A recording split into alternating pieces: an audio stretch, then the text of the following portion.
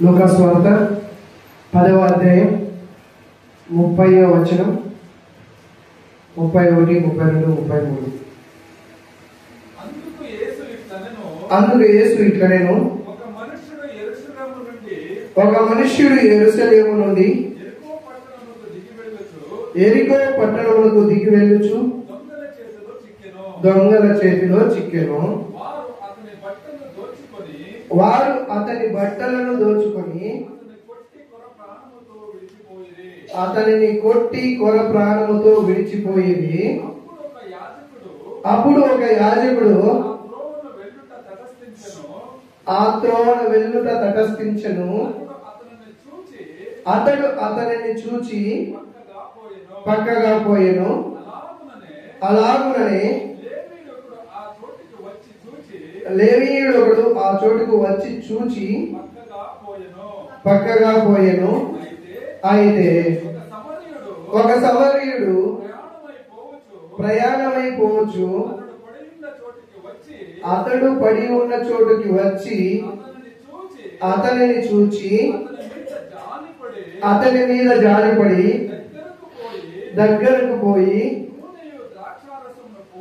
నూనెయు ద్రాక్షారసమును పోసి అతని గాయములను కట్టి తన వాహనము మీద ఎక్కించి ఒక పూట కూల వాని ఇంటికి తీసుకొని పోయి అతనిని పరామర్శించెను. హల్లెలూయా, హల్లెలూయా. ఈ వాక్యం అందరూ విని ఉంటారు. అనేక సందర్భాల్లో అనేక చోట్ల మీరు విని ఉండొచ్చు. కానీ పరిశుద్ధాత్మ దేవుడు ఎందుకో ఈ వాక్యాన్ని ప్రేరేపించి మనకి ఇవ్వడం జరిగింది. సో ఒకసారి పరిశుద్ధాత్మ సహవాసం కోసం ఒక నిమిషం కళ్ళు మూసుకుని ప్రార్థించుకుందాం. సర్వ సృష్టికి యజమానుడైనటువంటి యెహోవా, మీ పాద సన్నిధిలో ఈ సమయమందునైనా మీరు ఇచ్చిన ఈ లేఖనాన్ని బట్టి మీకు వందనాలు, స్తుతులు, స్తోత్రాలు చెల్లిస్తున్నాం. ఈ లేఖనం ద్వారా తండ్రి ఈ సమయమందు మాతో ఏం మాట్లాడాలని నిశ్చయించి ఉన్నారు ప్రభా. దయచేసి ఈ సమయమందు యథార్థంగా ప్రభా మీ మాటలు ప్రభా ప్రకటించడానికి కావాల్సిన మీ ఆత్మ జ్ఞానమును నాకు దయచేయండి. ఎందుకంటే నేను అయోగ్యుడు, అభోగ్యుడు, అల్పుడను ప్రభా. ఈ సమయమందు మీ సన్నిధిలో నిలబెట్టి చేసి ఉన్నారు. నన్ను మరుగుపరిచి మీ నామాన్ని మహిమ తెచ్చుకోండి. వాక్యంలో ఉన్నటువంటి మర్మయుక్తమైనటువంటి సంగతులు విభజించి బోధించడానికి కావాల్సిన జ్ఞానాన్ని దయచేయండి. విశేషంగా తండ్రి వింటున్న ప్రతి ఒక్కరిని కూడా మీ పాద సన్నిధిలో సమర్పిస్తున్నాను. ప్రతి ఒక్కరితోనూ మీరు మాట్లాడండి ప్రభు. ఈ వాక్యం నాకి అంటే స్వీకరించేటువంటి హృదయాన్ని ఇక్కడ కూడా వచ్చిన నాకు మాకు అందరికీ దయచేయండి. ఇది వాళ్ళకి అని చెప్పి తండ్రి నెగ్లెక్ట్ చేసేటువంటి దురాత్మను తీసివేయండి. దేవా మీ మహిమ ప్రభు ఈ సమయమందు మీ ఆత్మ ప్రజ్వలింపజేసి మీ నిజమైనటువంటి మారు మనసుకు కావాల్సినటువంటి మాటలు, వాళ్ళ ఆత్మిక ప్రయోజనానికి కావాల్సినటువంటి మాటలు ఈ సమయంలో ఈ లేఖనాల ద్వారా మీరు బయలుపరిచి మాతో మాట్లాడమని క్రీస్తు నామం పేరిట అడిగి వేడుకుంటున్నాను పరమ తండ్రి, ఆమేన్. హల్లెలూయా. ఇప్పుడు చదువుకున్న 4 వచనాల్లో ఒక్కొక్క వచనాన్ని మనం ధ్యానించుకుంటూ వెళ్దాం ప్రియులారా. ఎందుకంటే ఇంతవరకు మీరు అనేక సార్లు ఈ వాక్యాన్ని విని ఉండొచ్చు, ఇవి అనేక బోధకులు బోధించి ఉండొచ్చు. ఈ సమయంలో మళ్ళీ అది మనకి ప్రత్యేకంగా ఆ వాక్యాన్ని ఇస్తున్నాడు అన్నట్లయితే దాంతో మనం ఏదో ఒకటి నేర్చుకోవాల్సినటువంటి అంశం ఉంటుంది. కాబట్టి పరిశుద్ధాత్మ దేవుడు మళ్ళీ మనకి ఆ వాక్యాన్ని ఇవ్వడం జరిగింది. కాబట్టి 10వ అధ్యాయం 30వ వచనాన్ని మరి ఒకసారి ధ్యానించుకున్నాం.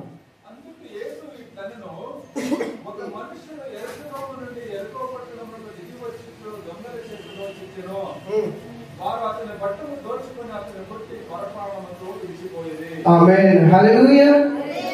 ఈ సందర్భాన్ని మనం గమనించుకున్నట్లయితే యేసు ప్రభు ప్రసంగిస్తున్న సందర్భంలో ఆయన్ని శోధించాలని, ఆయన దగ్గర నుండి ఎటువంటి ఉత్తరం వస్తే దాన్ని తప్పుబట్టి ఆయనకి ఏదో ఒక నెపం వేయాలని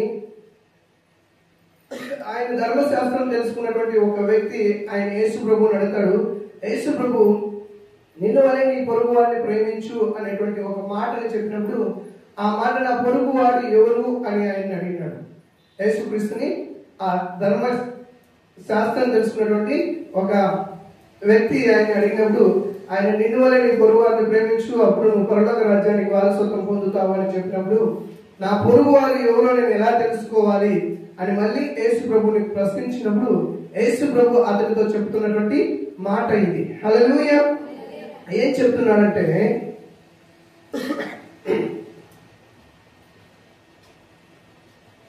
ఒక మనుష్యుడు యెరూషలేము నుండి యెరికో పట్టణముకు దిగి వెళ్ళుచుండగా దొంగల చేతిలో చిక్కెను.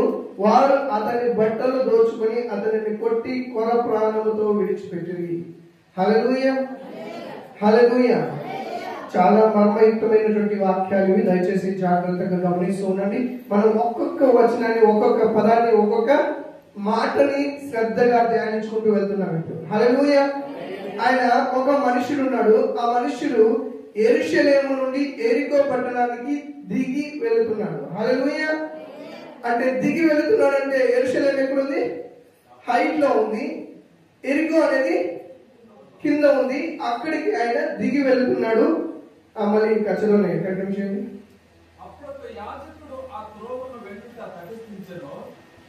యెరికో పట్టణంకు దిగి వెళ్ళొచ్చు దొంగల చేతిలో చిక్కెను.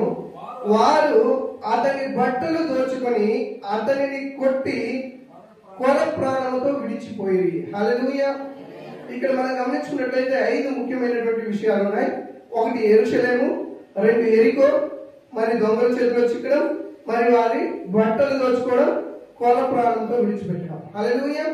ఒకే వచనంలో 5 మనం ధ్యానించుకోవాల్సినటువంటి అంశాలు ఉన్నాయి. మొట్టమొదటిది, అక్కడ ఎక్కడి నుండి వస్తున్నాడు? హల్లెలూయా. నేను ఇక్కడే ఉన్నాను అని ఒకసారి హల్లెలూయా. జాగ్రత్తగా వాక్యాన్ని మళ్ళీ ఒకసారి చదువుతాను, శ్రద్ధగా వినండి. అందుకు యేసు ఇట్లా, నేను ఒక మనుష్యుడు యెరూషలేము నుండి యెరికో పట్టణంకు దిగి వెళ్ళుచు దొంగల చేతిలో చిక్కెను. వారు అతని బట్టలు దోచుకొని అతనిని కొట్టి కొర ప్రాణముతో విడిచిపెట్టిరి. హల్లెలూయా. ఇది మొదటి వచనం. హల్లెలూయా. నేను అడిగినప్పుడు జాగ్రత్తగా ఉండండి. యెరూషలేము నుండి యెరికో పట్టణానికి ఒకడు వెళ్తున్నాడు. ఆ ఒకటి పేరేమి ఇక్కడ లేదు. హల్లెలూయా.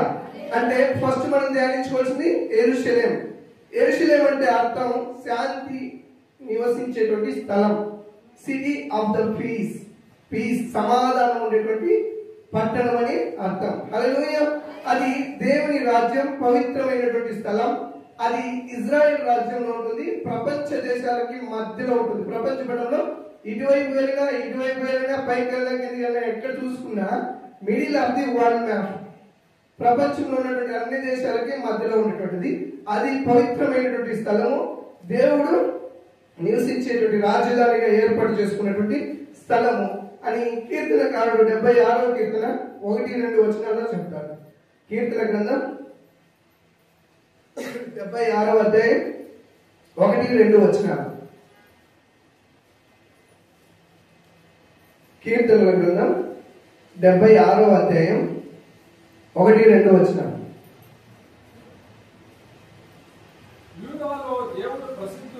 యూదాలో దేవుడు ప్రసిద్ధుడు, ఇశ్రాయేలులో ఆయన నామము గొప్పది, షాలోములో ఆయన గుడారం ఉన్నది, సియోనులో ఆయన ఆలయం ఉన్నది. హల్లెలూయా. ఎక్కడ ఆయన ఆలయం ఉన్నదంటే యెరూషలేములో ఉన్నది. ఇది శాంతి నివాసం ఉన్నటువంటి ప్రదేశం, దేవుని రాజ్యం, దేవుని మందిరం ఉన్నటువంటి స్థలం. హల్లెలూయా. అటువంటి స్థలం నుండి ఆయన ఎక్కడికి వెళ్తున్నాడంట? యెరికో పట్టణానికి వెళ్తున్నాడు. యెరికో పట్టణం ఎటువంటిది? శాపగ్రస్తమైనటువంటి పట్టణం. అక్కడ స్వలింగ వ్యభిచారం ఉన్నటువంటి పట్టణం. ఆ పట్టణం ప్రాకారాలు కూడిపోవాలి అని యెహోషువ 7 రోజులు ఆయన ఆ 7 చుట్లు తిరిగి ఆ కోట కూలిపోయేటట్లు ప్రార్థించాడు. హల్లెలూయా. యెహోషువ గ్రంథం 6:26లో గమనించుకున్నట్లయితే అది శాపగ్రస్తమైనటువంటి పట్టణం అని తెలుస్తుంది. యెషయా గ్రంథం 6వ అధ్యాయం 26వ వచనం.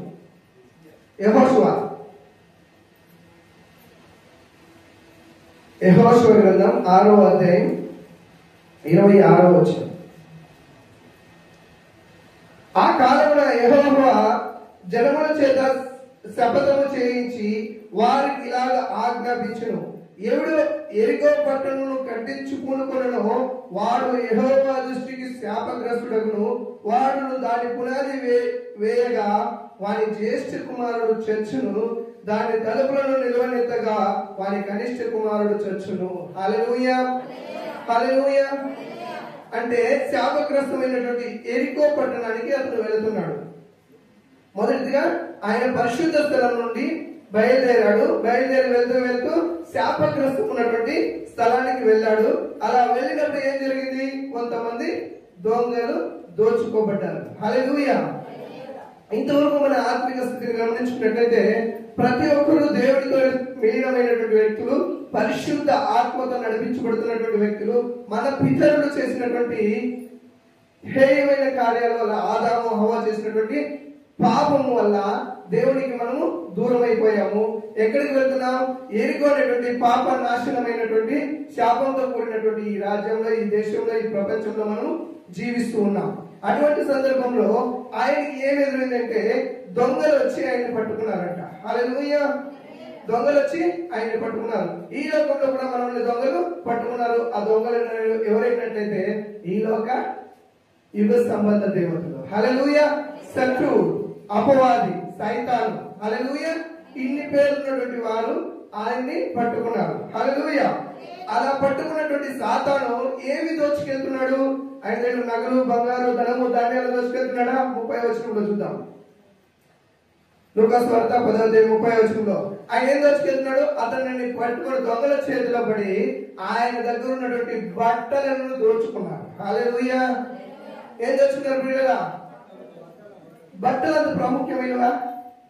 బట్టలు తీసుకునే కొరకు ఎందుకు ఆయన బట్టలకు మాత్రమే కొట్టి ఆయన్ని కొన ఊపిరిలో వదిలేసి వెళ్తున్నారు అంటే బట్టలకు పరిశుద్ధ గ్రంథంలో చాలా ప్రాముఖ్యమైనటువంటి స్థానం ఉన్నది. ఏంటంటే బట్టలు మానవ గౌరవాన్ని బట్టలు కోల్పోవడాన్ని, బట్టలు గమనించుకుపోవడాన్ని మనం ఏం గమనిస్తామంటే పరిశుద్ధ గ్రంథం ద్వారా మనకున్నటువంటి గౌరవాన్ని కోల్పోవడంగా మనం గమనిస్తాం. ఆ కాలంలో బట్టలు అనేవి ఒక మనిషి గౌరవానికి గుర్తింపుగా మనం గమనిస్తుంటాం. హల్లెలూయా.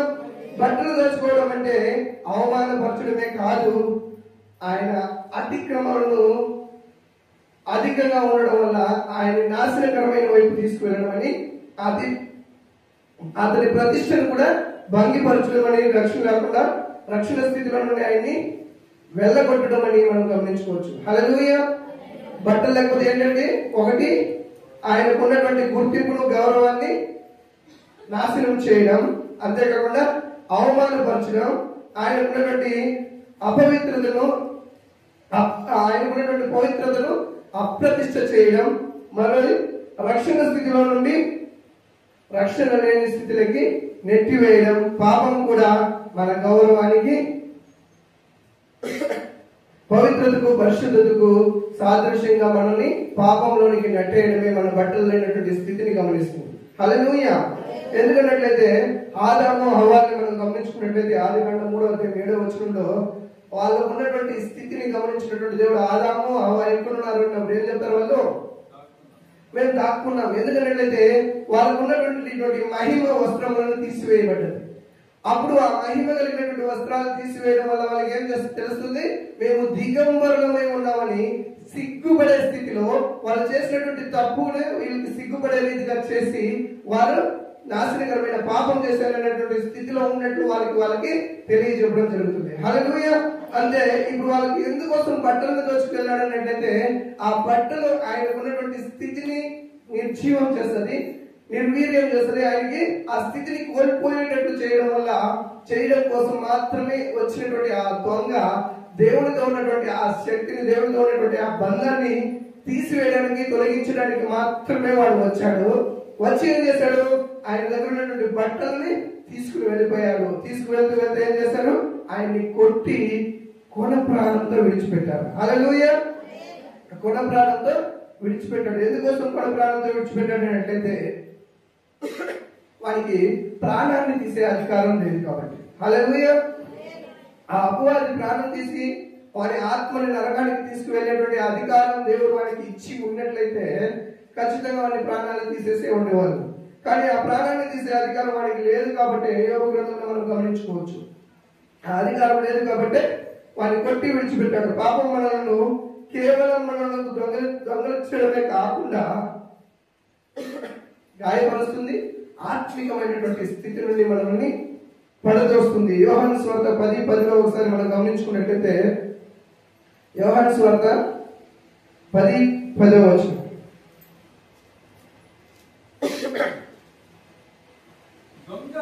దొంగ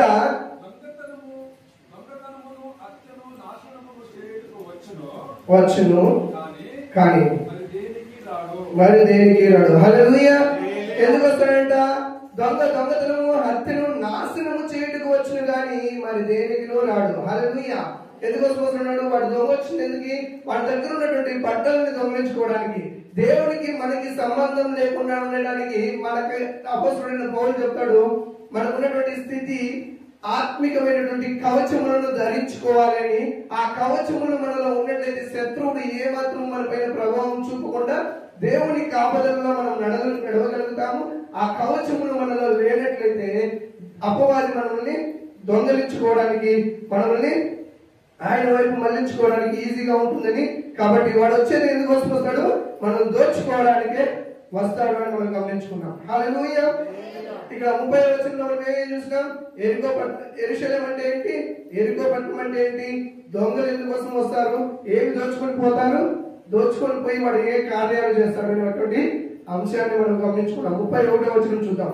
లూకా సువార్త 10:31.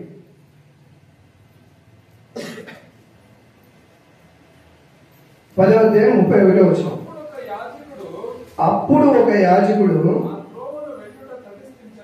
ఆ త్రోవన వెళ్ళుట తటస్థించెను. అతడు అతనిని చూచి ప్రక్కగా పోయెను. హల్లెలూయా. అక్కడ మనం తెలుసుకున్నాం యెరూషలేం అంటే ఏమి, యెరికో అంటే ఏమి, దొంగలు బట్టలు దోచుకోవడము, ఆ బట్టల్లో కొర ప్రాణంతో పట్టడం. క్షుణ్ణంగా ఆ వాక్యాన్ని మనం తెలుసుకున్నాం. ఇక్కడ కూడా మనం గమనించుకున్నట్లయితే ఇక్కడ ముఖ్యమైన వ్యక్తులు ఏం చేస్తున్నారు? యాజకుడు అనేటువంటి వ్యక్తి మనకు తెలుస్తున్నాడు. యాజకుడు అంటే దేవుని మందిరంలో సేవ చేసేటటువంటి వ్యక్తి. ధర్మశాస్త్రాన్ని బోధించేవారు.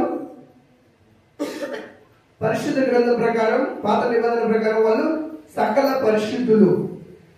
వీరు లేవి ఖండంలో చూసినట్లయితే వాళ్ళ గురించి లేవి రాసిన పుస్తకం లేవి గ్రంథం 21వ అధ్యాయం 6వ వచనం. లేవి గ్రంథం 21వ అధ్యాయం 6వ వచనం.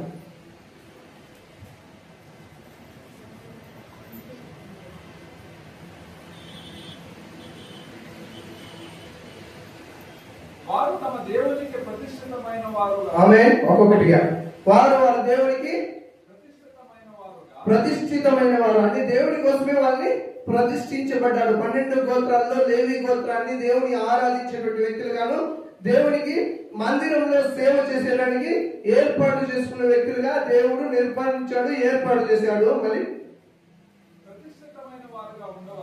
ఉండవలను. ఆమేన్. చాలనే కావున దేవుని వాళ్ళు ప్రతిష్ఠించబడిన వారు కాబట్టి వాళ్ళు ఏం చేయకూడదంట? దేవుని నామమును దూషణ పాలు చేయకూడదు. ఎందుకోసం? ఇక్కడ ఒక వ్యక్తి పడి ఉన్నాడు, కొన ప్రాణంతో పోట్లాడుతున్నాడు. ఆ వ్యక్తిని వాళ్ళు ఏం చేశాడు? 31వ వచనం చూసినట్లయితే కేవలం ఆ త్రోవలో వెళ్ళొచ్చు ఆడ చూచెను, కానీ పక్కకు తిరుకొని వెళ్ళిపోయాడు. హల్లెలూయా. ఎందుకంటే ఒకవేళ వాడు మరణించి ఉన్నట్లయితే వీళ్ళు ధర్మశాస్త్రాన్ని పరిపాలించేటువంటి వ్యక్తులు, దాన్ని అనుసరించే వ్యక్తులు కాబట్టి మరణించినటువంటి శవాన్ని వాళ్ళు ముట్టినట్లయితే సాయంత్రం సూర్యుడు అస్తమించేంత వరకు వారు శాపగ్రస్తులుగా ఉంటారంట. అది ధర్మశాస్త్రం ప్రకారం. హల్లెలూయా. మీరు ఉండవలసినటువంటి రీతిని ఏంటి అని గమనించినట్లయితే మీకా పుస్తకంలో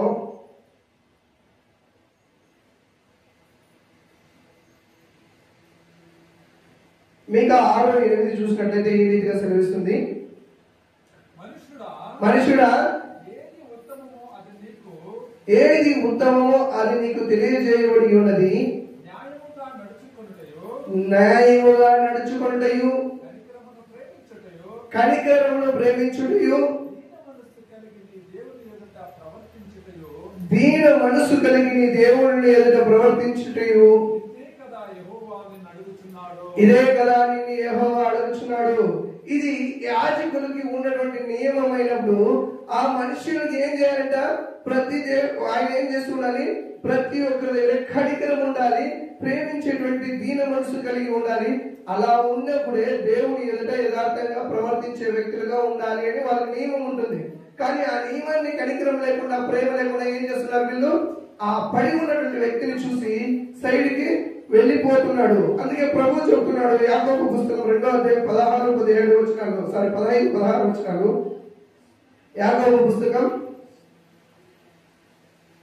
2వ అధ్యాయం 15-16 వచనాలు. సహోదరుడైనను సహోదరి అయినను దిగంబరులై ఆ నాటికి భోజనము లేక ఉన్నప్పుడు మీలో ఎవడైనను శరీరములకు కావలసిన వాటిని ఇయ్యక సమాధానముగా వెళ్ళుడి, చలి కాచుకొనుడి, తృప్తి పొందుడని చెప్పిన ఎడల ఏమి ప్రయోజనము? హల్లెలూయా. ధర్మశాస్త్రం ఏం చెప్తుంది? ఆయన ధర్మశాస్త్రంలో ఉన్నటువంటి వాటికి నియమాలకు కట్టుబడి ఉండాలి, శాపగ్రస్తులుగా మారకూడదు అని ధర్మశాస్త్రం చెప్తే, ప్రభు అయిన యేసుక్రీస్తు ఏం చెప్తున్నాడు అన్నట్లయితే, మీరు ఏం చేస్తుండాలి? ఒకవేళ దిగంబరులై ఉన్నటువంటి నీ సహోదరుడైనా సహోదరుడైనా నువ్వు చూసినట్లయితే నువ్వేం చేయాలంట? కనికరం చూపించాలి. ఒకవేళ ఎవరైనా భోజనాన్ని ఆ పూటకి వాళ్ళకి భోజనం లేకుండా ఉన్నట్లయితే వారికి ఏం చేయాలా? నువ్వు భోజనాన్ని ఏర్పాటు చేసుకోవాలి. అంతేకాని నీకు చలిగా ఉంది, చలి కాచుకో, తృప్తి పొందు అని చెప్పినట్లయితే, కేవలం మాటతో మాత్రమే చెప్పినట్లయితే ఏమి ప్రయోజనం అని దేవుడు అడుగుతున్నాడు. హల్లెలూయా. కొంతమంది సహాయం చేయగలిగినటువంటి స్థితిలో ఉంటారు, కానీ చేయలేరు. మరి వీరికి విచారకరం ఏంటంటే, సహాయం చేయనటువంటి ఆ స్థితిలో ఉన్నటువంటి వ్యక్తులు, నేను కొంతమందిని ఈ వాక్యం దేవుడు నాకు ఇచ్చినప్పుడు అడిగినాను, ప్రభు కొంత మనుషుల్ని అడిగినాను. ఒక వ్యక్తి మీ కళ్ళెదురుగా ఒక బాధతోనో ఇబ్బందితోనో పడిపోయి ఉంటాడు. ఆ పడిపోయినటువంటి వ్యక్తికి క్రైస్తవుడిగా నువ్వేం చేస్తావు అని అడిగితే వాళ్ళు వచ్చిన సమాధానం ఏం తెలుసా? వాళ్ళకి నీ అవసరం, నీ సహాయం తక్షణం అవసరం ఉంది, ఆ అవసరంలో నువ్వేం చేస్తావు అని అడిగినప్పుడు మీరు ఎవరైనా ఒకరిద్దరు చెప్తారా? ఏం చేస్తారు? మీ ఎదురుగా వ్యక్తి ఇప్పుడు చనిపోయిన స్థితిలో ఉన్నాడు ఒక వ్యక్తి, ఆ చనిపోయినటువంటి స్థితిలో ఉన్నటువంటి వ్యక్తిని మీరు చూసినప్పుడు మీరేం చేస్తారు? ఎవరైనా ఒకరు ఇద్దరు?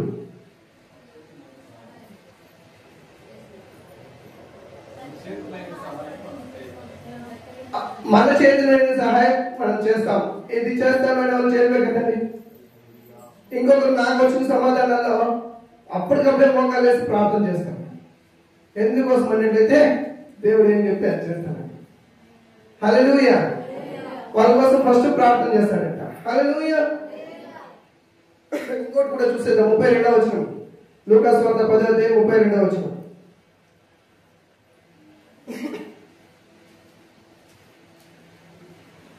ఇక్కడ యాజకుడు ఎలాగైతే వెళ్ళాడో, లూకాసు వార్త 10వ అధ్యాయం 32, అలాగుననే అంటే యాజకుడు ఎట్లయితే ఆ పడి ఉన్నటువంటి వ్యక్తిని చూసి వెళ్ళాడో అలాగుననే ఆ దారిలోనే లేవీయుడు కూడా వచ్చాడు. కంటిన్యూ. లేవీయుడు ఒకడు ఆ చోటుకు వచ్చి అతన్ని పడి ఉన్నటువంటి వ్యక్తిని చూచి ప్రక్కగా వెళ్ళిపోయాడు. హల్లెలూయా. ఆయన ఏం చేశాడు? తటస్థించాడు, గమనించాడు. ఒక వ్యక్తి పడి ఉన్నాడని యాజకుడు ఏం చేశాడు? తటస్థించాడు. అంటే ఆయన దగ్గరకు వెళ్ళలేదు, ఒక ఆలోచన వచ్చింది, ఎవరో అక్కడ పడి ఉన్నాడు అని చెప్పి ఆలోచన వచ్చి చూసి అక్కడే వెళ్ళిపోయాడు. కానీ ఈ లేవీయుడు ఏం చేశాడు తెలుసా? ఆయనకి డిఫరెంట్ ఒకటే, ఆయన దూరంగా చూసి ఆలోచించి అక్కడ నుండి అట్లా వెళ్ళిపోయాడు. లేవీయుడు తటస్థించి అక్కడికి వచ్చి చూసి మళ్ళీ వెళ్ళిపోయాడు. హల్లెలూయా. ఈ లేవీయులు ఎవరైనట్లయితే దేవుని మందిరంలో యాజకులుంటారు కదా, వారికి కింద పరిచయం చేయడంలో సహాయకులుగా ఉండేటువంటి వాళ్ళు. వీరి గురించి మనం గమనించుకున్నట్లయితే మొదటి దినవృత్తాంతం గ్రంథం 23వ అధ్యాయం 27వ వచనం నుండి 32వ వచనం వరకు మీరు దయచేసి ఇంటికి వెళ్ళిన తర్వాత చూడండి. బైబిల్ చెబుతుంది, మనం చూడడం కాదు, సహాయం చేస్తేనే మనం క్రీస్తుని పోలి నడుచుకున్న వాళ్ళం అవుతాం. హల్లెలూయా. మనం ఏం చేయాలంటే కేవలం చూసి వెళ్ళేది అన్ని జనాలు, ఆ చూసిన వ్యక్తికి సహాయం చేసేదే క్రైస్తవ జీవనం. మనం చూసినట్లయితే క్రియలు లేనటువంటి విశ్వాసం నిష్ఫలమని దేవుడు వాక్యం సెలవిస్తుంది. మనము విశ్వసిస్తున్నాం, క్రీస్తును ప్రేమిస్తున్నాం, క్రీస్తులో జీవిస్తున్నాం అనుకుంటున్నాం, దేవునికి ప్రార్థన చేస్తున్నాం, దేవుడు నాతో ఉన్నాడు, నేను క్రైస్తవుని, నేను క్రీస్తులో పరిపూర్ణంగా ఉన్నాను అని అనుకుంటుంటాం. కానీ ఎప్పుడైతే మనలో క్రియలు లేకుండా కేవలం విశ్వాసం మాత్రమే ఉన్నట్లయితే అది నిష్ఫలమని యాకోబు పత్రిక 2:20 తెలియజేస్తుంది. అదే రీతిగా కొరింథీయులకు రాసిన మొదటి పత్రిక 13:3 చూద్దాం. కొరింథీయులకు రాసిన పత్రిక 13:3 మొదటి కొరింథీ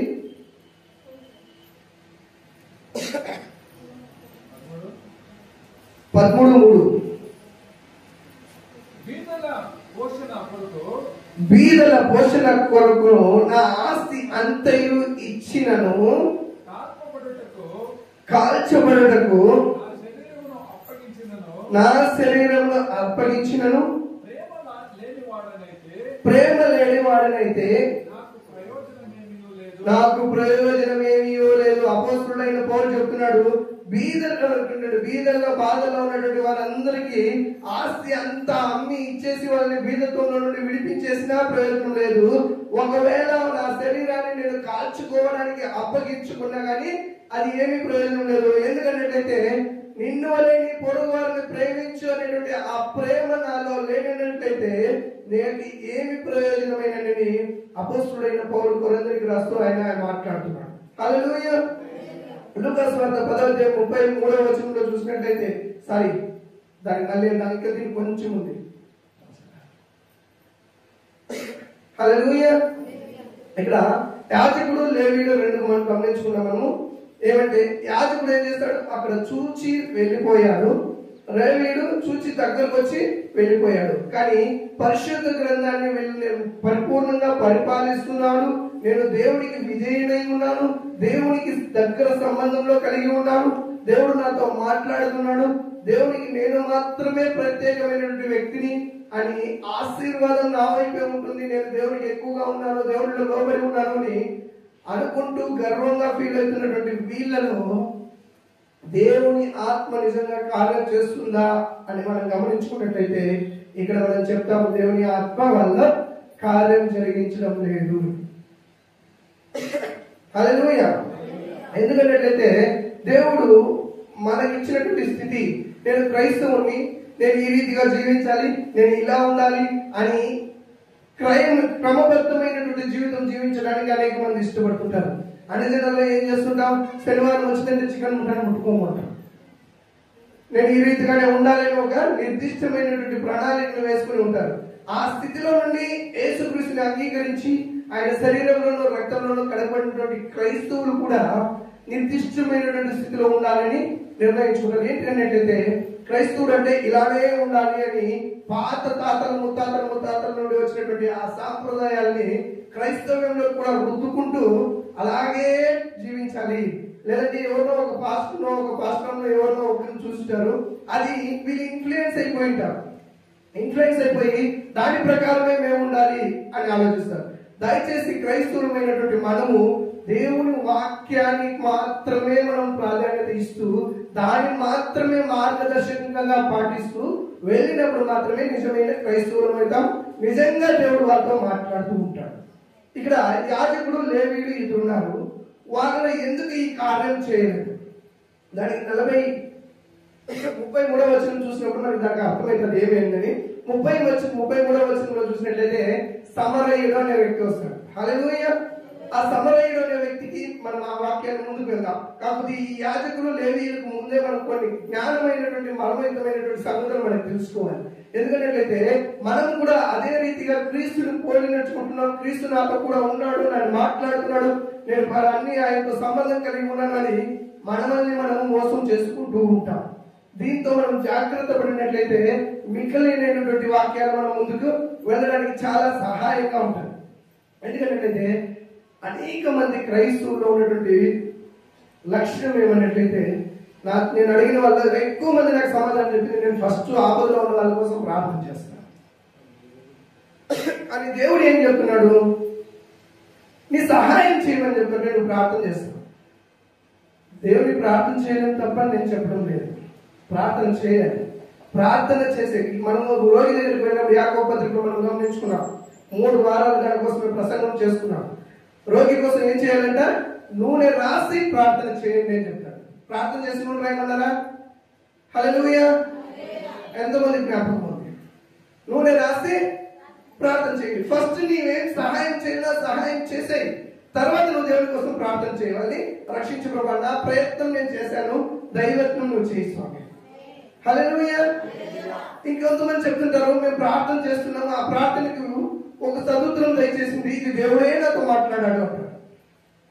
చాలా మంది క్రైస్తవులు మోసపోతున్నటువంటి సందర్భం ఇదే. అందుకోసమే నాకు దీంతో ఈ ప్రత్యేకంగా ఈ రెండు వచనాల్లోనే ఎక్కువగా దేవుడు ప్రేరేపించి మాట్లాడాలంటాడు.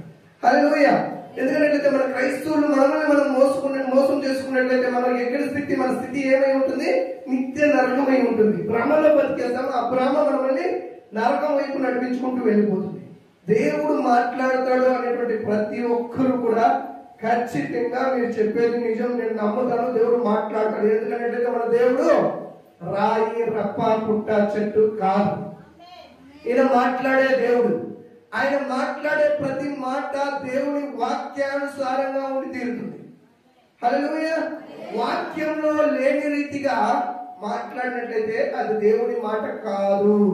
నేను దేవుడితో సంబంధం కలిగి ఉన్నాను కదా, నాతో దేవుడే కదా మాట్లాడతాడు, మరి ఎవరో మాట్లాడడానికి సాధ్యమే ఉంది. మన సంఘంలో ఒక సహోదరి అయ్యగారు ఒకరోజు సాక్ష్యం చెప్పారు. అన్ని జనుడు ఎవరో ఉన్నారంట, ఆయనని ఇంకొక సహోదరికి దర్శనంలో చూపించాడంట. ఇప్పుడు నేనున్నాను, నా గురించి అమరీష్ అన్న, సురేష్, వీళ్ళిద్దరు ఎవరో ఒకరికి ఒక దర్శనం చూపించాడంట. ఏమన్నట్లయితే, ఒక అన్నచరుడు మీకు మామూలు ఉండేవాడు ఆ ఊళ్ళో ఉన్నాడు, వాడిని నువ్వు పెళ్లి చేసుకోవాలని దేవుడి దర్శనం ద్వారా నాకు చూపించాడని చెప్పి నాకు వీళ్ళిద్దరు ఎవరో నాకు చెప్పారు. నేనేం చేసినాను, దేవుడు వాక్యానుసారమా కాదా అని ఆలోచించిన. దేవుడు వాక్యానుసారం ఏంటి? అన్ని జనులతో నీకు పొత్తిక లేదు, రాయికి పాముకి ఉన్నటువంటి సంబంధం మంది. హల్లెలూయా. విగ్రహానికి దేవుని ఆత్మకి పోలిక ఎక్కడ అని దేవుడి వాక్యం చదివిస్తుంది. హల్లెలూయా. కానీ నేనేం చేశానంటే, ఇది వాక్యానుసారమా కాదా అని తెలియకుండా తల్లిదండ్రులు కూడా చెప్పకుండా జంప్ అయిపోయింది. హల్లెలూయా.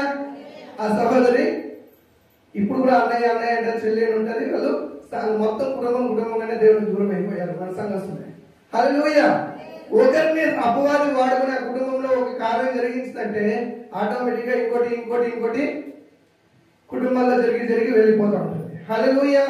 ఇక్కడ మనందరికీ రావాల్సిన సందేశం ఏంటంటే, దేవునిలో నేను యథార్థంగా ఉన్నాను, దేవునిలో నేను ప్రతి నిత్యము ప్రార్థన చేస్తున్నాను, అనేక రోజులు ఉపవాసం చేస్తున్నాను. ఉపవాసం ఉండి దేవుడితో నేను మాట్లాడుతుంటే ఆయన నాతో మాట్లాడుతున్న మాటలు దేవుడు కాకుండా ఇంకెవరు మాట్లాడతారు? నేను ఈ వాక్యం, ఈ సమరయుడి గురించి తీసుకోవడానికి మూల వాక్యమే ఇది. తెస్సలోనికి రాసిన 2వ పత్రిక 12వ వచనం. దేవుడు నాతో ఈ మాటను తీసుకొని, ఈ మాట ద్వారా ఈ వాక్యాన్ని దేవుడు నాకు ఇచ్చాడు. తెస్సలోనికి రాసిన పత్రిక 2వ అధ్యాయం 12వ వచనం. అబద్ధమును నమ్మునట్లు ఆమేన్, మోసము చేయు శక్తిని దేవుడు వారికి పంపుచున్నాడు. ప్రభువు వలన నియమింపబడిన సహోదరులారా,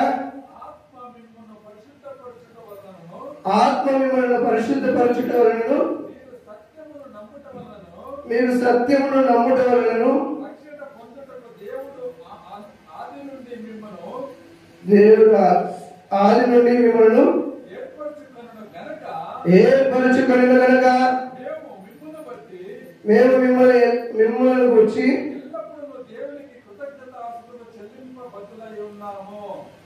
ఎల్లప్పుడూ కృతజ్ఞత చెల్లించబద్దులమై ఉన్నాము. హల్లెలూయా. హల్లెలూయా. మనకు కావాల్సింది 12వ వచనం మాత్రం. అబద్ధములను నమ్మునట్లు మోసము చేయు శక్తిని దేవుడు వారికి పంపుచున్నాడు. హల్లెలూయా. హల్లెలూయా. ఏం చేయాలంట? అబద్ధము అది వాళ్ళు ఆలోచిస్తుంటారు, ఇది దేవుడే నాతో మాట్లాడాడు, ఈ మాటలు దేవుడే నాతో చెప్తున్నాడు అనేటువంటి నమ్మేటటువంటి ఆత్మ ఎవరు పంపిస్తున్నారు? హల్లెలూయా. మళ్ళీ ఒకసారి చదువుదాం 12వ వచనం. అబద్ధములను నమ్ముచున్నట్లు మోసము చేయు శక్తిని దేవుడు వారికి పంపుచున్నాడు. జాగ్రత్తగా గమనించండి. అబద్ధమును నమ్మునట్లు మోసము చేయు శక్తిని దేవుడు వారికి పంపుతున్నాడు. ఎవరు పంపిస్తున్నాడు? హల్లెలూయా. నేను ఇక్కడే ఉన్నాను లేదా? ఒకసారి హల్లెలూయా, హల్లెలూయా, హల్లెలూయా. ఎవరు పంపిస్తున్నారు? ఎవరికి పంపిస్తున్నాడు? అబద్ధం చెప్పే వాళ్ళకి కాదు, దేవుడు మాట్లాడుతున్నాడు అని నమ్మే వాళ్ళకి. ఏమని చెప్తున్నాడు? అబద్ధముని నమ్మేటటువంటి, మోసము చేయటటువంటి, ఆ అబద్ధాన్ని నిజమని నమ్మేటటువంటి శక్తి కలిగినటువంటి ఆత్మను వాళ్ళకి దింపుతున్నాడు. హల్లెలూయా. ఎందుకోసం దింపుతున్నాడు అన్నట్లయితే దేవుని ఆత్మ వల్ల పని చేయటం లేదు అని వాళ్ళకి గ్రహించడం లేదు. ఇది దేవుడే మాట్లాడుతున్నాడు, దేవుడే మాట్లాడుతున్నాడు, దేవుడే మాట్లాడుతున్నాడు అని వాళ్ళు మోసం చేసుకుంటూ ఇతరులని కూడా మోసం చేసి, సంఘంలో ఉన్నటువంటి సంఘ విశ్వాసాలని మోసం చేసి, అదే రీతిగా క్రైస్తవంలో ఉన్నటువంటి వారిని నిలకడలేని జీవితంతో అనేక మందిని నాశనం వైపు తిప్పి అపవాది చేతిలో చిక్కిపోతూ ఉంటారు. హల్లెలూయా. జాగ్రత్త పడాలి. వాక్యానికి విరోధంగా దేవుడు నీతో మాట్లాడడు. వాక్యం ఏమి చెబుతుందో ఆ మాటలు మాత్రమే దేవుడు మాట్లాడతాడు. ఇది దేవుని ఆత్మ ఉన్న వాళ్ళు మాత్రమే గ్రహించగలరు. హల్లెలూయా. సౌలు రాజు ఎంతమందికి తెలుసు? Hallelujah. Please praise the lord. Saul రాజు ఎంతమందికి తెలుసు? ఇంతమంది తెలియక పాపం. ఇజ్రాయెల్ రాజులలో మొట్టమొదటి రాజు సౌలు. హల్లెలూయా. ఆయన ఎవరు అభిషేకించాడు? ఆమేన్. హల్లెలూయా. థాంక్యూ. సమూయేలు అభిషేకించాడు. దైవ సేవకుడైనటువంటి సమూయేలు సౌలుని అభిషేకించాడు. ఎందుకోసం అభిషేకించాడంటే ఆయన పైన నూనె పోసి, ఇజ్రాయిల్ అందరూ కూడా మాకు ఒక రాజు కావాలి, మేము ఆయన అండర్లో ఉండి పరిపాలన చేసుకోవాలి, మమ్మల్ని మేము రక్షించుకోవాలంటే మాకు ఒక రాజు కావాలి, ఒక అధికారి కావాలి అని అడిగినప్పుడు దేవుడు సమూయేలుతో మాట్లాడి సౌలు అనేటువంటి వ్యక్తిని దగ్గరకు వస్తాడు. గాడిదను వెతుక్కుంటూ, గాడిదలు మేపేటువంటి వ్యక్తిని నీ దగ్గరికి వస్తాడు. ఆయన్ని నువ్వు అభిషేకించు అని సమూయేలుతో చెప్తాడు. హల్లెలూయా. ఇక్కడ మనకు కావాల్సిన టాపిక్ అంతా డిఫరెంట్.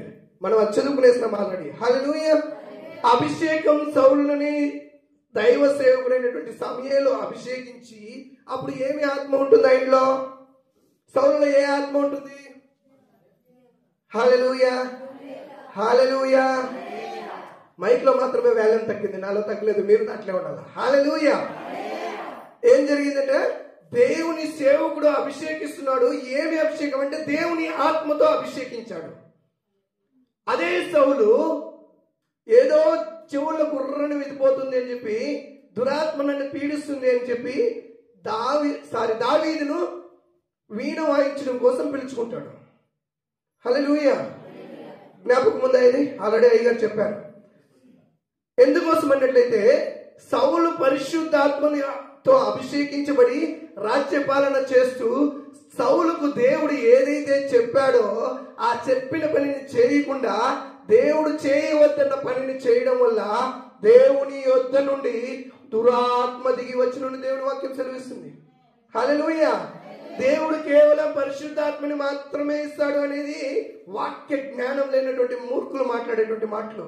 దేవుని దగ్గర నుండి నేను ఆత్మను పొందుకున్నాను, దేవుని ఆత్మ నాలో ఉంది అని చెప్పి ఊరికి రెచ్చిపోతూ ఏదైతే వాక్యం లేనటువంటి మాటలు మాట్లాడుతుంటారు. దేవుడు నాతో ఇది మాట్లాడాడు, దేవుడు నీలా ఉండమన్నాడు. నిజమే, దేవుడు మాట్లాడతాడు. 100% నేను అంగీకరిస్తాను, అది నేను కూడా అనుభవిస్తాను, మాట్లాడతానని నమ్ముతాను. కానీ వాక్యంలో ఏమి చెప్తే దాన్ని మాత్రమే దేవుడు మాట్లాడతాడని నేను నమ్ముతాను. హల్లెలూయా. ఒకవేళ నీకు సహాయం చేయాల్సినటువంటి పరిస్థితి ఉంది, నాకే ఒక సహాయం అవసరం ఉంది, ఆ సహాయం అవసరం ఉంది, నువ్వు దానికోసం ప్రార్థన చేశావు. సహాయం చేయాల్సింది నాకే, నువ్వు ప్రార్థన చేసేది కాదు. ముందు నాకు సహాయం చేసిన తర్వాత ఆ సహాయం కోసం నిలబెట్టి ప్రభు అని ప్రార్థన చేయాలి. ఆ సహాయం చేసేదానికి కాదు, ముందుగా నేను ప్రార్థన చేస్తాను. ప్రార్థన చేస్తే దేవుడు నీకు సహాయం చేయొద్దన్నాడు. దేవుడి వాక్యం, దేవుని మాట, దేవుని మాట. ప్లీజ్ దయచేసి ఇక్కడ ఉండండి. అర్థమవుతుంది నా మాటలు? ఎంతమందికి అర్థమవుతుంది? దయచేసి చేతులు పైకెత్తండి. 1, 2, 3 సులోచన వీళ్ళకంత అర్థం కాల. వాక్యం ఒకసారి చదవండి. దేవుని ఆత్మ నీలో ఉన్నట్లయితే దేవుడు వాక్యానుసారంగా నీతో మాట్లాడతాడు. నీకు నాకు సహాయం చేసేకి నీకు అవసరం ఉంది, నువ్వు సహాయం చేయగలిగినటువంటి స్థితిలో నేను చాలా బాధలో ఉన్నాను, ఒక 1000 రూపాయలు నాకు అవసరం ఉంది. ఆ 1000 రూపాయలు సులోచనం దగ్గర ఉంది, ఇవ్వగలదు నాకు. సులోచనం నాకు ఇవ్వకుండా దేవునికి ప్రార్థన చేసినా దేవుడు నీకు ఇవ్వద్దన్నాడు. ఇది వాక్యానుసారమా? దేవుడు మాట్లాడతాడా, దేవుడు మాట్లాడతాడా? ఇప్పుడు అర్థమైందా? హల్లెలూయా, హల్లెలూయా.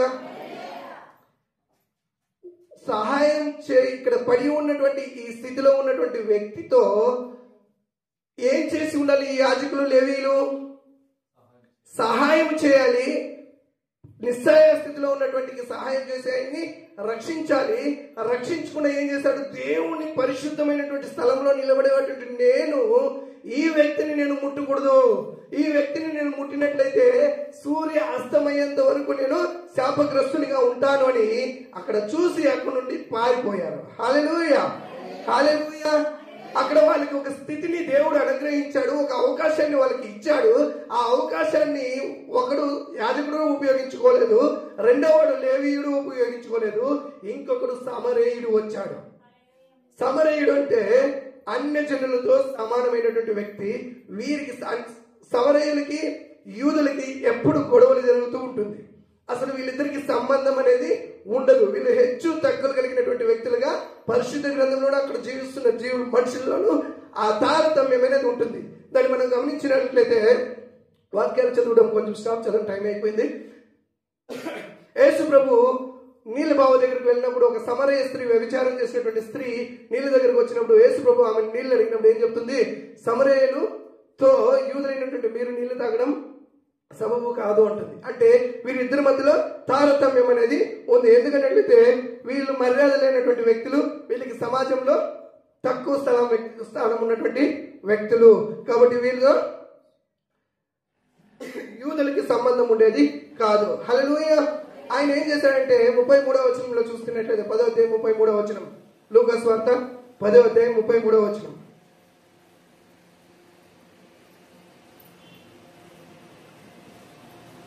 లూకా సువార్త 10వ అధ్యాయం 33వ వచనం. అయితే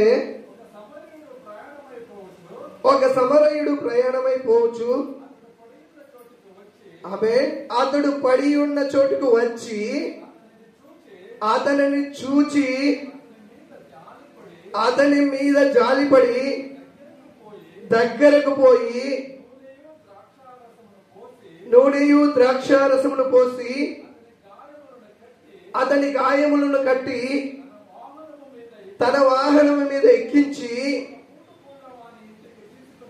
ఒక పూటకుల్ల వాని ఇంటికి తీసుకొని పోయి అతనిని పరామర్శించెను. హల్లెలూయా. ఇక్కడ ఒక సమరయుడు వస్తున్నాడు. అంటే సమరయుడు అంటే అన్యజనుడు. దేవుని అంగీకరించినటువంటి ఇద్దరు వ్యక్తులు అక్కడ వెళ్తున్నారు. వారికి దేవుడు ఒక అవకాశాన్ని ఇచ్చాడు. ఒక వ్యక్తి పడి ఉన్నాడు, వాడిని రక్షించండి అని. కానీ వాళ్ళ అవకాశాన్ని దుర్వినియోగం చేసుకుని వెళ్ళిపోయారు. కాబట్టి యోగ్యత లేనటువంటి వ్యక్తి, హీనమైనటువంటి వ్యక్తి, పనికిరానటువంటి వ్యక్తికి అక్కడ వెళ్ళడానికి దేవుడు సహాయం చేశాడు. అక్కడ వెళ్ళినటువంటి వ్యక్తి ఏం చేశాడంటే అతనిని పడి ఉన్న చోటను చూచి ఏం చేశాడంట, అక్కడికి దగ్గరికి వచ్చాడు, అతనిని చూచాడు, అతని మీద జాలిపడ్డాడు. జాలిపడమే కాకుండా ఆయన దగ్గరికి పోయి ఆయన దగ్గర ఉన్నటువంటి నూనెని ద్రాక్ష రసంలో పోసి అతని గాయములను కట్టెను. హల్లెలూయా, హల్లెలూయా. ఇక్కడ మనం గమనించుకున్నట్లయితే నూనె అనేది పరిశుద్ధాత్మకి సాదృశ్యంగా ఉంటుంది.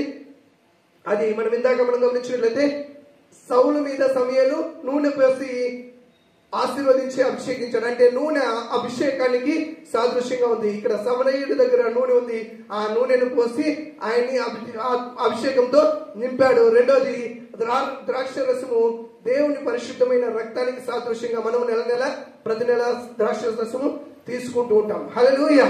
సో ఈ సమరయుడు ఏం చేశాడంటే నూనె పోసి ద్రాక్ష రసం పోసి ఆ గాయాలను కట్టి అందరితో వదిలేయకుండా ఏం చేశాడు, పూటకుళ్ళ వాళ్ళ ఇంటికి తీసుకువెళ్ళి ఆయన్ని కాపుదల ఖాయమని అతనికి 2 దేనారములు ఇచ్చి నేను తిరిగి మళ్ళీ వస్తాను, వచ్చేంత వరకు ఈయన్ని నీవు కాపాడుతుండు, ఒకవేళ ఇంకా ఏమైనా ఇవ్వాల్సి వచ్చినట్లయితే నేను మళ్ళీ ఇస్తాను అని చెప్పాడు. హల్లెలూయా, హల్లెలూయా. తర్వాత వచనాలు మనం గమనించుకున్నట్లయితే యేసు ప్రభు ఆ శోధకుడిని, ఆ పరిశుద్ధ గ్రంథ జ్ఞానం కలిగినటువంటి వ్యక్తిని మళ్ళీ అడుగుతాడు, ఇక్కడ 3 మందిని నీకు చెప్పాను కదా, 3 వ్యక్తుల గురించి నీకు చెప్పాను కదా, ఈ 3 వ్యక్తుల్లో అక్కడ పడి గాయాలతో ఉన్నటువంటి వ్యక్తికి ఎవరు పొరుగువాడు అని ప్రశ్న వేస్తాడు. హల్లెలూయా, హల్లెలూయా. ఇక్కడ నీకున్నటువంటి స్థితిలో, నీకున్నటువంటి బాధలో, నీకున్నటువంటి ఇబ్బందిలో ఇలాంటి వ్యక్తుల 3ని తీసుకొని ఆ 3లో నీకు ఎవరు సహాయం చేస్తారో వారు పొరుగువారు. నిన్ను దగ్గరగా బంధువుగా వండుకొని అన్నగా, తమ్ముడిగా, అమ్మగా, నాన్నగా, అన్నగా ఎవరి బంధు రిలేషన్షిప్ లో ఉండి వీళ్ళు నీకు సహాయం చేసుకున్న పారిపోయినటువంటి వాళ్ళు పొరుగువారైతారా? హల్లెలూయా. ఆ శాస్త్రుడు ఏం చెప్తాడు తెలుసా? ఆ ధర్మశాస్త్ర పండితుడు ఏం చెప్తాడు తెలుసా? ఎవరైతే సమరయుడు ఉన్నాడో వాడు సహాయం చేశాడు కాబట్టి వాడే నా పొరుగువాడు. హల్లెలూయా. వాడే నా పొరుగువాడు. హల్లెలూయా. ఇది యేసు ప్రభు ఇచ్చినటువంటి ఉపమానం. ఈ ఉపమానంలో మనం నేర్చుకోవాల్సినటువంటిది ఏంటంటే, ఇక్కడ యెరూషలేము పట్టణం నుండి యెరికో పట్టణానికి దిగి వస్తున్నటువంటి ఒక వ్యక్తి ఇక్కడ కూడి వచ్చినటువంటి నువ్వే, నేనే. హల్లెలూయా. దేవునితో సంబంధం కలిగినటువంటి స్థితిని ఆదాము హవ్వ దగ్గర కోల్పోయినటువంటి మనము యెరూషలేము నివాసులం. ఆ స్థితిని కోల్పోయి బయటపడిపోయినటువంటి వాళ్ళు యెరికో పాపము శాపంతో నిండినటువంటి భూమి పైన జీవిస్తున్నటువంటి నీవు నేను మారిపోయాము. ఈ స్థితిలో ఉన్నటువంటి మనము ప్రయాణము యాత్రికులుగా జీవిస్తూ ఉన్నాం. ఈ యాత్రికులుగా జీవిస్తున్న ఈ సందర్భంలో అపవాది అనుక్షణము దొంగవలే నిన్ను దోచుకోవడానికి గర్జించు సింహం వల్లే ఎవరిని మృంగుదనా అని ఎదురు చూస్తూ ఉంటాడు. ఆ ఎదురు చూస్తున్నటువంటి వ్యక్తి నిన్ను మోసం చేసేటువంటి ఆత్మతో దేవుని వాక్యం నీలో ఫలింప చేయకుండా దేవునితో నేను సంబంధం కలిగి ఉన్నాను అని ఆలోచించుకుంటూనే నిన్ను నువ్వు మోసం పరుచుకునేలాగా దేవుని దగ్గర నుండి ఒక ఆత్మ దిగి వస్తుంది. ఆ ఆత్మ ఏంటంటే నీలా నశించిపోతున్న ఆత్మలని, నీలా బాధల్లో ఉన్నటువంటి ఆత్మలని నీవు సహాయం చేయగలిగినటువంటి స్థితిలో ఉన్నటువంటి ఆ సహాయం పొందుకునేటువంటి వ్యక్తులకి సహాయం చేయకుండా చేసేటువంటి ఆత్మను నీ పైన దించి నిన్ను దేవునికి దూరంగా, దేవుని మాటలకు విధేయత చూపించిన వ్యక్తిగా మార్చి దూరపరచడానికి వాడు దొంగలాగా అనునిత్యము నీ వెంటాడుతూనే ఉంటాడు. ఎప్పుడైతే ఆత్మ, పరిశుద్ధాత్మ నీలో కార్యం చేస్తుంటుందో ఇది దురాత్మ ప్రేరేపణ, ఇది దురాత్మలతో మాట్లాడుతుంది, ఇది దేవుని మాట కాదు అని నీవు గ్రహించగలగాలన్నట్లే మొట్టమొదటిగా పరిశుద్ధ గ్రంథంలో ఉన్నటువంటి జ్ఞానం నీలో ఉండాలి. ఆ జ్ఞానాన్ని గ్రహించగలిగినటువంటి ఆత్మ నీలో ఉండాలి. అప్పుడు ఇది దురాత్మ కార్యం, ఇది అపవాది చెబుతున్నటువంటి మాట, దీన్ని నేను నమ్మకూడదు. దేవుడు ఈ వాక్యంలో ఇలా చెప్పాడు కాబట్టి మళ్ళీ ప్రార్థన చేస్తాను. హల్లెలూయా. కష్టాల్లో ఉన్నవారిని, ఇబ్బందుల్లో ఉన్నవారిని ఆదుకోమని యేసు ప్రభు చెప్తాడు. ఏంటంటే నేను జైల్లో ఉన్నప్పుడు నన్ను ఒక రోజు కూడా వచ్చి పరామర్శించలేదు, నేను హాస్పిటల్లో ఉన్నప్పుడు నువ్వు రాలేదు, నేను ఆకలిగా ఉన్నప్పుడు నువ్వు అన్నం పెట్టలేదు అని దేవుడు రాకడ సమయంలో, తీర్పు తీర్చే సమయంలో ఆ మాటలను బట్టి తీర్పు తీస్తారని దేవుడి వాక్యం సెలవిస్తుంది. హల్లెలూయా. కాబట్టి అలాంటి స్థితిలో ఉన్నటువంటి వ్యక్తులకి ప్రతి ఒక్కరికి క్రైస్తవులు సహాయం చేయండి. మా కర్మ ఆ వాక్యాలను చేసి కొంతమందికి సహాయం చేసి అనేక రీతిలుగా బోల్తా పడి ఉన్నాం. హల్లెలూయా. ఎందుకంటే ఆత్మికమైనటువంటి స్థితిలో ఉన్నవాడు మోసం చేయడు. అలాంటి వ్యక్తులకి మనం సహాయం చేయాలి. ఇక్కడ ఒక కార్యం ఏంటంటే, ఇక్కడ కార్యం ఎవరికి చేస్తున్నాడంటే దేవునికి దూరమైపోయి పాపానికి దగ్గరగా పరిగెడుతున్నటువంటి వ్యక్తి పడిపోయి ఉన్నాడు. యెరూషలేములో ఉన్నాడంటే పరిశుద్ధ స్థలంలో ఉన్నటువంటి వ్యక్తి, దేవునికి విధేయత కలిగి జీవిస్తున్నటువంటి వ్యక్తి ఆ స్థలంలో నుండి పాపం వైపు పరిగెత్తుకున్నటువంటి వ్యక్తి అన్యజనునికి సహాయం చేయవలసిన పరిస్థితి వచ్చింది. క్రైస్తవులకు మాత్రమే కాదు, ఇక్కడ పడి ఉన్న వ్యక్తి పాపంలో పడిపోయి ఉన్నాడు కాబట్టి అపవాది చేతిలో చిక్కపడ్డాడు. అపవాది చేతిలో ఉన్నాడు అన్నట్లయితే దేవునికి దూరంగా ఉన్నాడనే అర్థం. హల్లెలూయా. సో ఇలాంటి వ్యక్తుల్ని రక్షించడానికి సమరయుడు అనే రీతిగా యేసు ప్రభు ఈ లోకానికి వచ్చాడు. ఈ లోకంలో జీవిస్తున్నటువంటి ప్రతి ఒక్కరి కోసం ఆయన నూనెను, పరిశుద్ధాత్మను ఇచ్చాడు. అంతేకాకుండా పరిశుద్ధాత్మతో పాటు ఆయన శరీరంలో ఉన్నటువంటి రక్తాన్ని కార్చి నీ శరీరంలో ఉన్నటువంటి గాయాలని కట్టి నీలో ఉన్నటువంటి పాపాన్ని కడిగివేసి నిన్ను పరిశుద్ధ స్థలం వైపు నడిపించడానికి ఒక సంఘాన్ని ఏర్పాటు చేశాడు. పూటకొల్ల సంఘం అని, పూటకొల్ల వాళ్ళ ఇంట్లో ఇచ్చాడు అంటే ఆ పూటకొల్ల ఇల్లు సంఘానికి సాదృశ్యంగా ఉంది. హల్లెలూయా. సంఘానికి అప్పగించి దేవుడు 2 రూకలను ఇచ్చి 2 కాసులను ఇచ్చి ఆ సంఘ కాపరికి నిన్ను అప్పగించి తిరిగి నేను రాబోతున్నాను, వచ్చేటప్పుడు ఇంకా నీకేమైనా ఇవ్వవలసి వస్తే ఏమి ఇవ్వాల్సి పడుతుంది? నేను సంఘంలో నీవు పోషణ ఏ రీతిగా ఉంటుంది, సంఘంలో నిన్ను ఏ రీతిగా పోషించుకుంటున్నారు అనే దాన్ని బట్టి మళ్ళీ యేసు ప్రభు రాబోతున్నాడు. ఆయన రాబోతున్న సమయంలో ఆయన మళ్ళీ ఏమైనా ఇవ్వాల్సి ఉంటే అది నేను ఇస్తాను అని చెప్తున్నాడు. హల్లెలూయా, హల్లెలూయా. కాబట్టి దయచేసి గమనించండి ప్రియులారా, దేవుడు ఈ రోజు మాట్లాడిన మాటలు క్లుప్తంగా మనం గమనించుకున్నట్లయితే, దేవుడు యెరూషలేములో ఉన్నటువంటి పరిశుద్ధ స్థలంలో ఉన్నటువంటి నీవు పాతాళం వైపు పడిపోతుంటే నీ కోసం యాజకుడు, దేవుడు ఏర్పాటు చేసినటువంటి వ్యక్తులు కొంతమంది పరిశుద్ధాత్మని పొందుకున్నామని, దేవుడికి దగ్గరగా ఉంటామని వాళ్ళని వాళ్ళు మోసం చేసుకుంటూ దేవునికి విధేయత చూపించుకుంటా అపవాదికి చోటిస్తూ దేవుని మాటల్ని విడిచిపెట్టి అపవాది మాటల్ని నమ్మేటటువంటి దేవుని ఆత్మ. ఇంకోటి ముఖ్యమైన కార్యం ఏమన్నట్లయితే, అక్కడ ఎందుకు ఆ కార్యం జరిగిందన్నట్లయితే, దేవుని దురాత్మ వాళ్ళ పైకి ఎందుకు వచ్చిందన్నట్లయితే, దేవుడు చెప్పిన వాళ్ళని ఏర్పాటు చేసుకున్నటువంటి ఏర్పాటు, ఆ పని వాళ్ళకి అప్పగించి దానికోసమే వాళ్ళని ఏర్పాటు చేసి దానికోసమే వాళ్ళని నియమించుకున్నటువంటి ఆ పని వాళ్ళు చేయకపోవడం వల్ల ఆ పని వేరే వాళ్ళకి ఇచ్చేదానికోసం వాడు చేయలేదు. కాబట్టి దేవుని నుండి దురాత్మ వాడి పైకి వచ్చింది. దేవుడే ఆ దురాత్మని పంపిస్తాడు. హల్లెలూయా. కాబట్టి ఆ రీతిగా దురాత్మని మనం జయించి ఆత్మానుసారంగా వాక్యానుసారంగా జీవించుకుంటూ యేసుక్రీస్తు 2వ రాకడ రాబోతున్నాడు. కాబట్టి ఆయన రాకడికి సిద్ధపాటు కలిగి జీవించి మన ప్రాణాల్ని, ఆత్మని, శరీరాన్ని యథేచ్ఛగా దేవుని సన్నిధిలో సమర్పించే రీతిగా అన్నిటికీ రక్షణ కలిగేటట్లుగా, కేవలం ఆత్మకు మాత్రమే రక్షణ ఉన్నట్లయితే శరీరంలో మనం కొన్ని బాధలు పడవలసి వస్తుంది. ఎందుకంటే శత్రువుడు మనల్ని ఆ బాధలు పెడుతుంటాడు, దానికి కూడా రక్షణ కావాలి. ప్రాణం కూడా, మన ప్రాణాలని తీసేదానికి వాడికి అధికారం లేదు. కానీ అంతటి బాధను మనం సహించలేము, సహించలేము. కాబట్టి ఆ ప్రాణానికి కూడా రక్షణ కావాలి. ప్రాణ, ఆత్మ, శరీరాలకి మూడింటికి రక్షణ ఇవ్వడానికే సంఘం ఉంది. ఆ సంఘంలో ఉండి సంఘ సేవకులకి సహాయకర్తలుగాను, సంఘ పరిచర్యలో ప్రతి ఒక్కరు పాలిభాగస్తులుగాను ఉంటూ యేసుక్రీస్తు రాబోతున్నాడు. ఆ వచ్చే సమయంలో నీకు ఈ కోసమే నేను దీనికోసం నియమించాను, సంఘంలో ఈ పరిచర్య కోసమే నేను నియమించాను, ఈ సంఘానికి నేను అందుకే నడిపించాను అని దేవుడు నిన్ను ప్రశ్నించినప్పుడు ఆ ప్రశ్నకి సమాధానం చెప్పే సమాధానం నీలో ఉందా అని నువ్వు పరీక్షించుకుంటూ లేచి నిలబడుకుందాం. దేవుని సన్నిధిలో ఈ దేవుడిచ్చిన ఈ మాటల్ని దీవించి ఆశీర్వదించి నీరు కట్టి ఫలించి ప్రతి ఒక్కరిలోనూ చేయునుగాక. ఆమేన్, హల్లెలూయా. విన్న వాక్యాన్ని బట్టి మనకి అవసరమైన రీతిగా దైవ సేవకులు ప్రార్థిస్తుండగా మనం అందరూ ప్రార్థనలు ఏకీభవిస్తాం ప్రియులరా.